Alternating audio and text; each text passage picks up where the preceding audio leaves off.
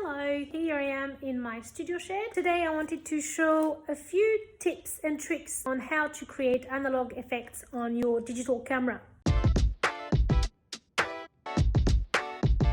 So there's a few easy ways that you can create analog effects with your digital camera with things that you can find around the home. A couple things to know about creating analog effects is to know what is analog effect in the first place. So when you look at an analog photos, like a film camera photos, what is it that makes it different to digital photos?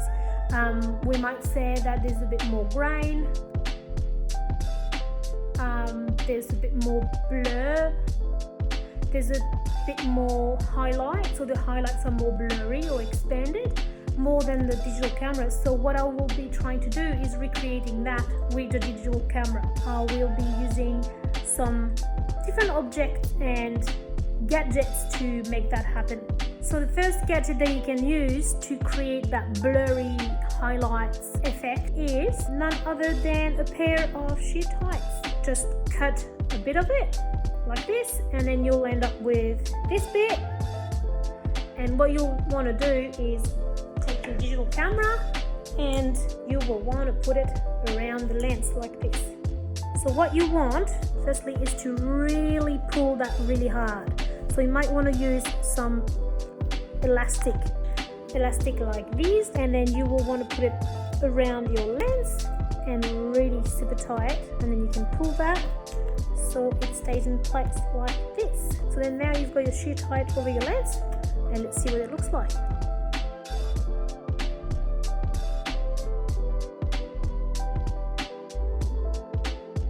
Because we want to recreate the kind of the blur of the highlights, so the full sun really works really well for that kind of effect.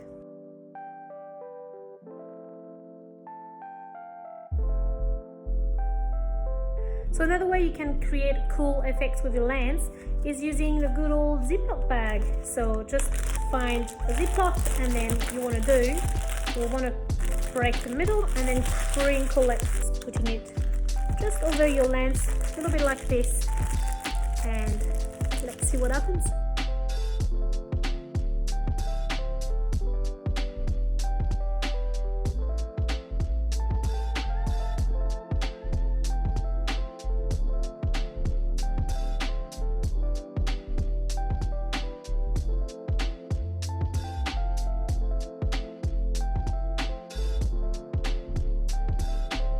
So you want to put it like this around your lens, and you might want to play. You might want to cover the whole thing or leave it a little bit open so you can have some bit of clarity in the middle and just having some blur around to crop the photo.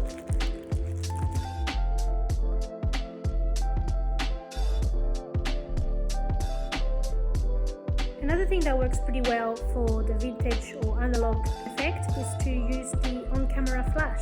What you want to do is put it straight on the camera. Don't bounce it or anything, just use it straight on, the easiest way possible. And what you'll want to do is put your aperture very high, above 8, and you will want to put the ISO as well higher, so then you're going to have that grain, that proper grain. But if you don't want to do this, it's also fine, because you can keep the ISO low and then put a filter on top of it.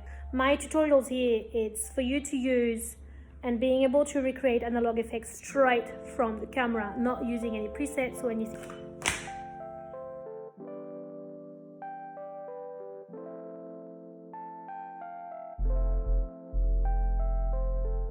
Alternatively, when you've got the flash on, you can also try to go as high as you can again with the aperture. But what you want to do is lower the shutter speed to 1.8 or 1.15, and again use the flash and put the ISO the way you want. But what you want to do is then you'll create kind of like a blur as well with the flash, which is very much kind of analog effect. So here's what we're going to do. I'm going to be moving the camera when I take a photo. I'm just going to move the camera slightly like this, or I'll ask the subject that I'm taking photos of to do some movement, and let's see what happens.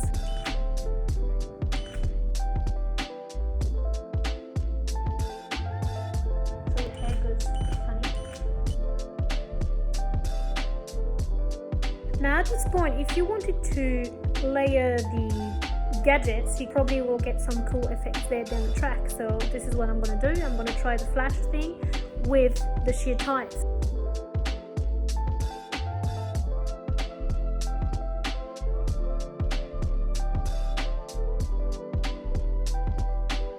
I've got a few other gadgets to render some analog effects. It's a filter. So it's a filter called Cinebloom by Moment. And because I do a bit of video as well, so it's very hard to create an analog effect when you do video, and especially if you're going to put your Ziploc bag stayed on or sheer tights stayed on the lens, it's not great.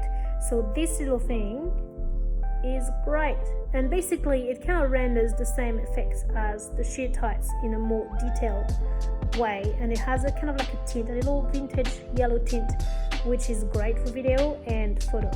So I'm going to be putting on my lens to show you the before and after.